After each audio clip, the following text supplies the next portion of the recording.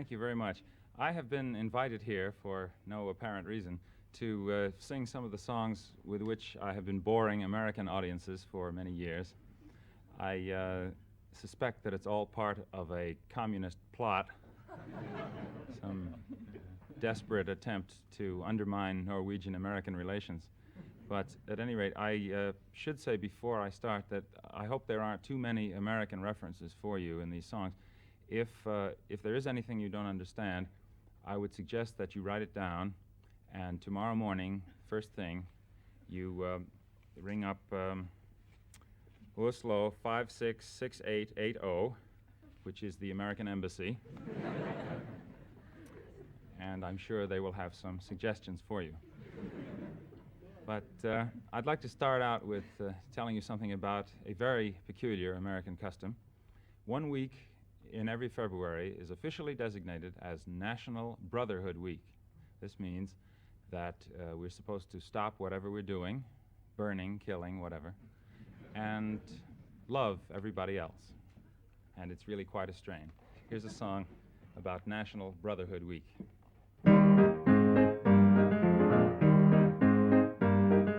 White folks hate the black folks, and the black folks hate the white folks. To hate all but the right folks is an old established rule, but during National Brotherhood Week, National Brotherhood Week, see Cassius Clay and Mrs. Wallace dancing cheek to cheek. It's fun to eulogize the people you despise, as long as you don't let them in your school.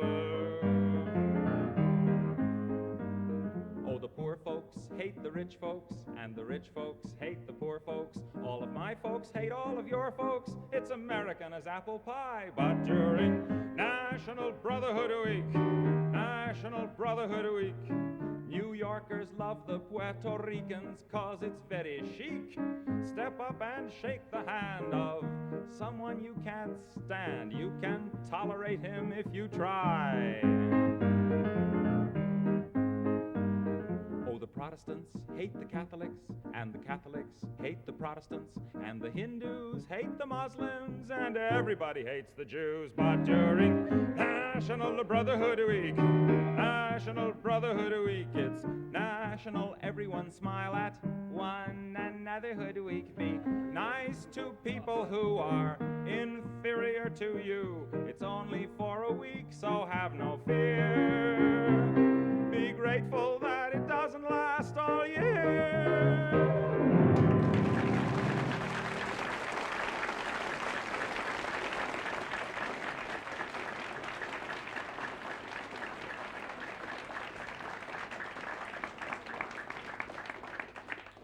Thank you. Now I'd like to sing a love song.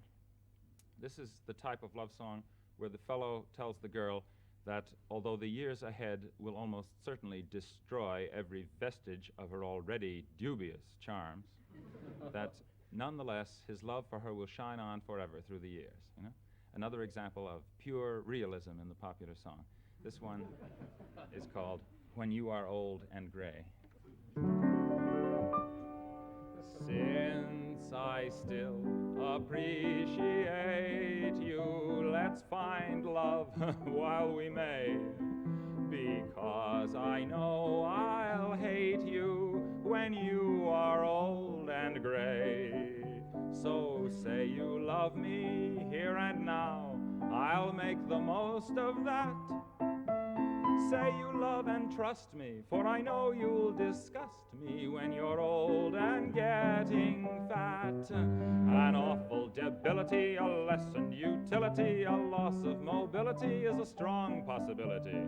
In all probability, I'll lose my virility, and you your fertility and desirability.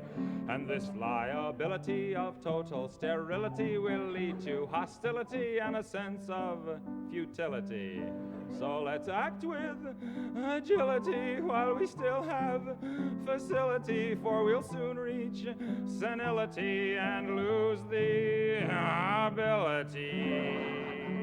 Your teeth will start to go, dear, your waist will start to spread. In 20 years or so, dear, I'll wish that you were dead. I'll never love you then at all the way I do today. So please remember, when I leave in December, I told you so in May.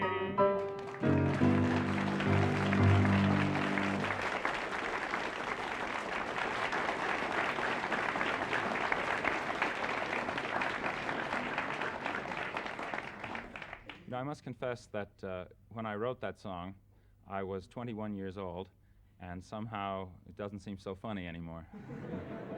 But a few years ago, there was much discussion about the concept of a multilateral force.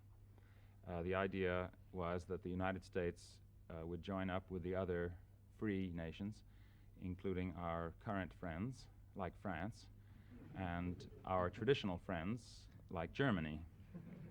And we would all join in a nuclear force. The idea of this multilateral force, or MLF as it was called, has been abandoned, but the idea of sharing these weapons has not. So perhaps this song is not so out of date. It is called the MLF Lullaby.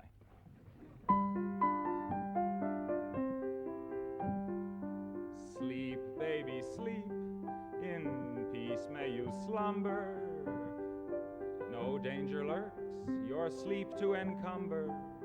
We've got the missiles, peace to determine, and one of the fingers on the button will be German. Why shouldn't they have nuclear warheads? England says no, but they all are soreheads. I say a bygone should be a bygone. Let's make peace the way we did in Stanleyville and Saigon. Once all the Germans were warlike and mean, but that couldn't happen again. We taught them a lesson in 1918, and they've hardly bothered us since then. So sleep well, my darling, the Sandman can linger. We know our buddies won't give us the finger. Hail the Wehrmacht, the Bundeswehr. Hail to our loyal ally. MLF will scare Brezhnev. I hope he is half as scared as I.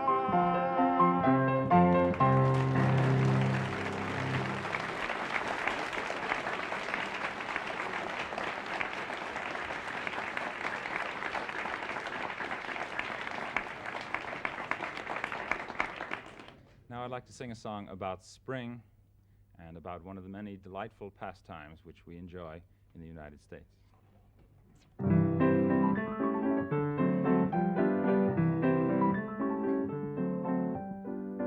Spring is here, spring is here.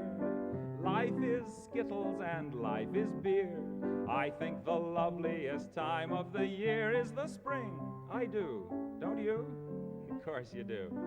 But there's one thing that makes spring complete for me, and makes every Sunday a treat for me. All the world seems in tune on a spring afternoon when we're poisoning pigeons in the park.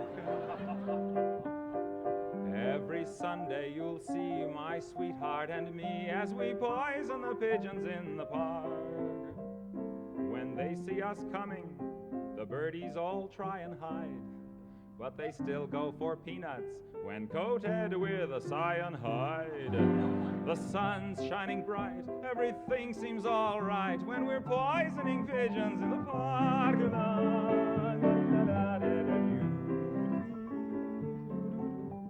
We've gained notoriety and caused much anxiety in the Audubon Society with our games.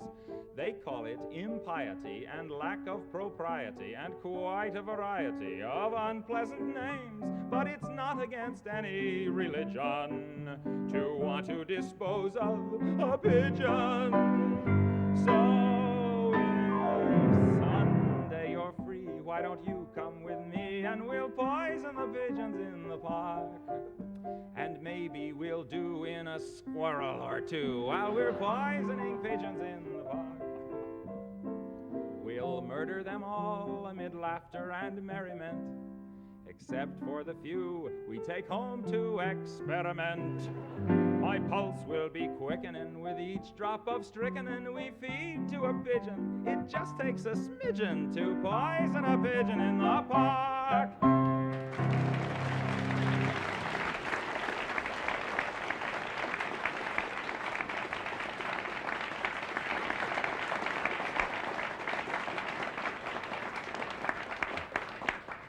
You know, every great war produces its great hit songs. And after each war, we like to gather around the piano or the guitar and play these songs. We enjoy the songs because they remind us of how much we enjoyed the war.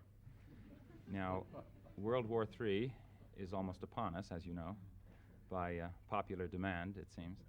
And it occurred to me that if any songs are going to come out of World War III, we better start writing them now. So I have one here. This is a song that some of the boys will have sung to their mothers as they will have gone bravely off to World War III. There's one reference in here that I should explain. There is a reference to our leading television news commentators, Chet Huntley and David Brinkley.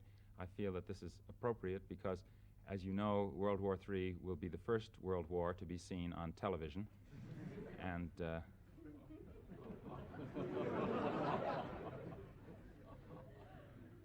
I certainly hope that we all have color television by then. So long, Mom, I'm off to drop the bomb, so don't wait up for me. But while you swelter down there in your shelter, you can watch me on your TV. While we're attacking frontally, watch Brinkley and Huntley describing contrapuntally the cities we have lost. No need for you to miss a minute of the agonizing Holocaust. Yeah! Little Johnny Jones, he was a U.S. pilot, and no shrinking violet was he. He was mighty proud when World War III was declared. He wasn't scared, no siree. And this is what he said on his way to Armageddon. So long, Mom, I'm off to drop the bomb, so don't wait up for me. But though I may roam, I'll come back to my home, although it may be a pile of debris. Remember, Mommy, I'm off to get a commie, so send me a salami and try to smile somehow. I'll look for you when the war is over, an hour and a half from now.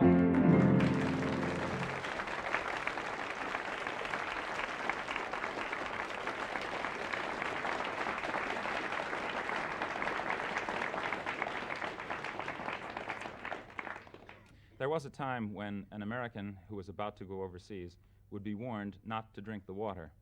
But now we have such a tremendous water pollution problem in our fjords and an air pollution problem also that if any of you are thinking of coming to the United States, I would suggest that you heed the warning in the following song.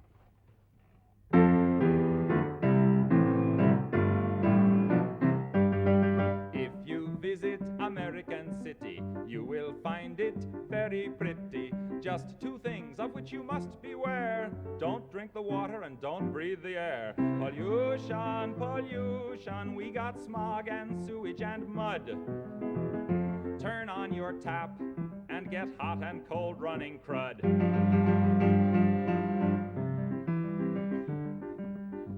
The halibuts and the sturgeons being wiped out by detergents. Fish gotta swim and birds gotta fly, but they don't last long if they try. Pollution, pollution, you can use the latest toothpaste and then rinse your mouth with industrial waste. Just go out for a breath breath of air, and you'll be ready for Medicare. The city streets are really quite a thrill. If the hoods don't get you, the monoxide will. Pollution, pollution, wear a gas mask and a veil. Then you can breathe, long as you don't inhale. Lots of things there that you can drink, but stay away from the kitchen sink. Throw out your breakfast garbage, and I've got a hunch that the folks downstream will drink it for lunch. So go to the city, see the crazy people there, like lambs to the slaughter. They're drinking the water and breathing the air.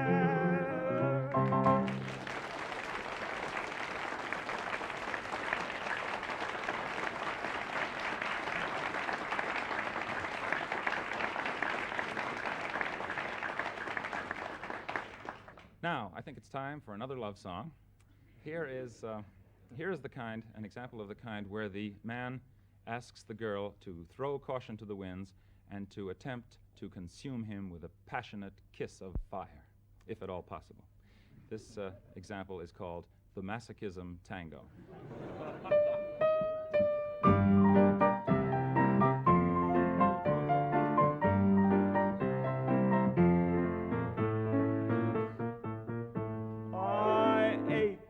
The touch of your lips, dear, but much more for the touch of your whips, dear. You can raise welts like nobody else as we dance to the Masochism Tango. Say our love is a flame, not an ember. Say it's me that you want to dismember. Blacken my eye, set fire to my tie as we dance to the Masochism Tango. At your command, before you here I stand. My heart is in my hand. Yeah. It's here that I must be. My heart entreats. Just hear those savage beats, and go put on your cleats and come and trample me. Your heart is hard as stone or mahogany. That's why I'm in such exquisite agony. My soul is on fire. It's aflame with desire, which is why I perspire when we tango. You caught my nose in your left castanet, love. I can feel the pain yet, love, every time I hear drums. And I envy the rose that you held in your teeth, love, with the thorns underneath, love, sticking into your gums. Your eyes cast a spell that bewitches. The last time I needed 20 stitches to sew up the gash you made with your lash as we dance to the Masochism Tango. Bash in my brain and make me scream with pain, then kick me once again and say we'll never part. I know too well I'm underneath your spell, so darling, if you smell something burning, it's my heart. Won't you take your cigarette from its holder and burn your initials in my shoulder, fracture my spine and swear that you're mine as we dance to the Masochism Tango.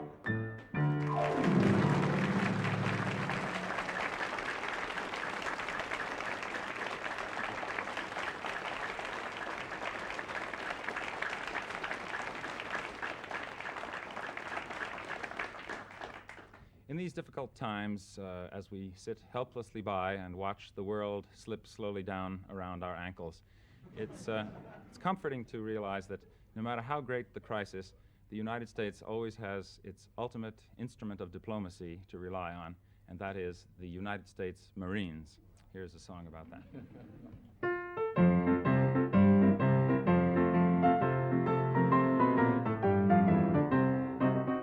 When someone makes a move of which we don't approve, who is it that always intervenes? UN and OAS, they have their place, I guess. But first, send the Marines. We'll send them all we've got. John Wayne and Randolph Scott. Remember those exciting fighting scenes? To the shores of Tripoli, but not to Mississippi. What do? We send the Marines. For might makes right. Until they've seen the light, they've got to be protected, all their rights respected, till somebody we like can be elected. Members of the Corps all hate the thought of war. They'd rather kill them off by peaceful means.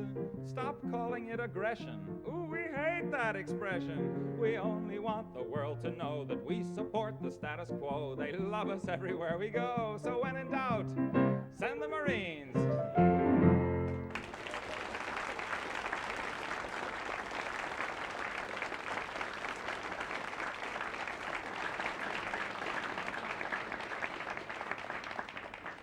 I'd like to dedicate that song to President Johnson, who unfortunately could not be with us tonight. All right. A few weeks ago, the American press reported that China had exploded a nuclear bomb.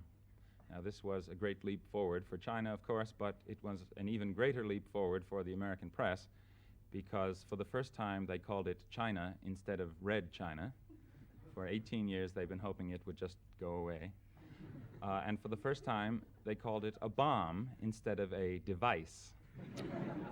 So, with China possessing the bomb, it makes us wonder, who's next?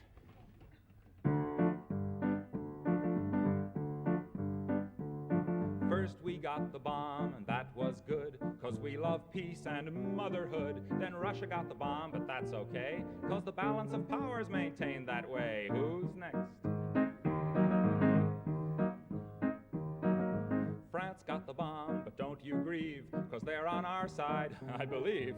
China got the bomb, but have no fears. They can't wipe us out for at least 5 years. Who's next? Then Indonesia claimed that they were going to get one any day. South Africa wants 2, that's right. One for the black and one for the white. Who's next? Egypt's gonna get one too, just to use on you-know-who.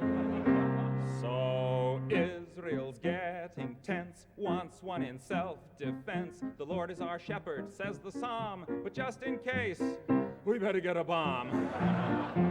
Who's next? Luxembourg is next to go, and who knows, maybe Monaco. We'll try to stay serene and calm when Alabama gets the bomb. Who's next? Who's next? Who's next? Who's next?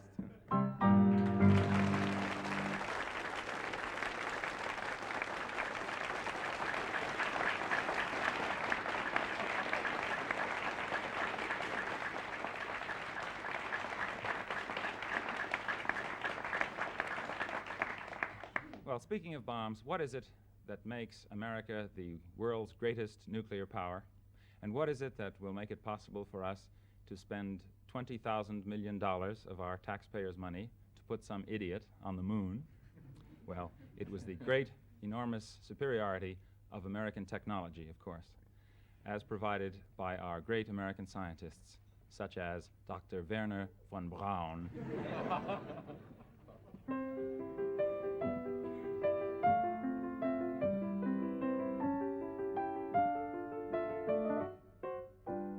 Gather round while I sing you of Wernher von Braun, a man whose allegiance is ruled by expedience.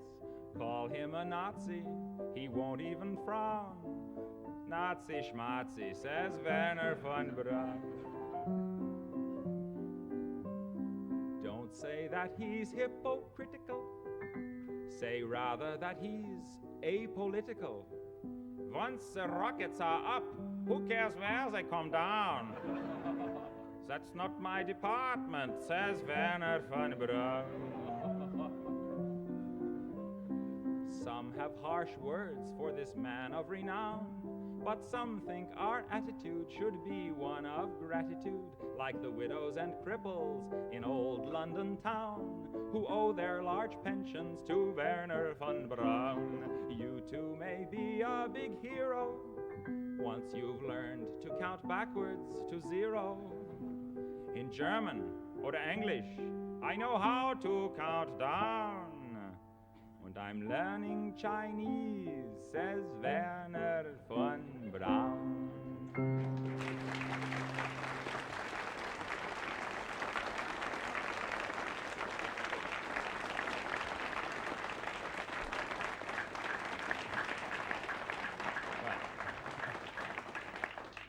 That's the general idea, anyway. Now, there's been a great deal of ferment in the Roman Catholic Church lately, involving certain reforms which are taking place. For one thing, they are allowing the use of native languages to replace Latin in portions of the Mass. They are making optional, in certain cases, the eating of meat on Friday.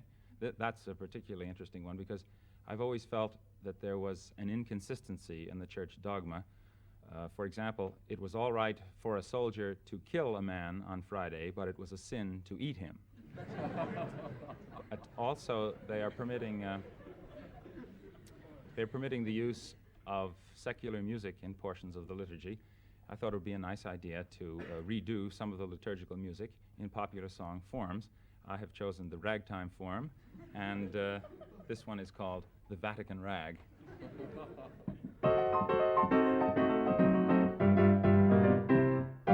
First you get down on your knees, fiddle with your rosaries, bow your head with great respect and genuflect, genuflect, genuflect. Do whatever steps you want if you have cleared them with the pontiff. Everybody say his own Kyrie eleison, doing the Vatican Rag. Get in line in that processional, step into that small confessional. They're the guy who's got religion'll tell you if your sin's original. If it is, try playing it safer. Drink the wine and chew the wafer. 2, 4, 6, 8. Time to transubstantiate. So get down upon your knees, fiddle with your rosaries, bow your head with great respect and genuflect, genuflect, genuflect. Make a cross on your abdomen when in Rome, do like a Roman. Ave Maria, gee, it's good to see you. Getting ecstatic and sort of dramatic and doing the Vatican Rag.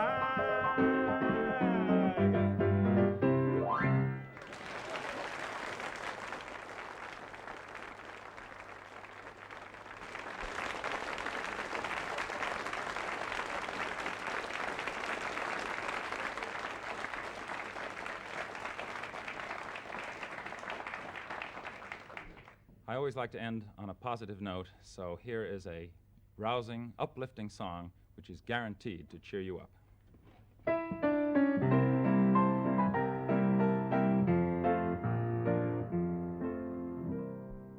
When you attend a funeral, it is sad to think that sooner or later those you love will do the same for you.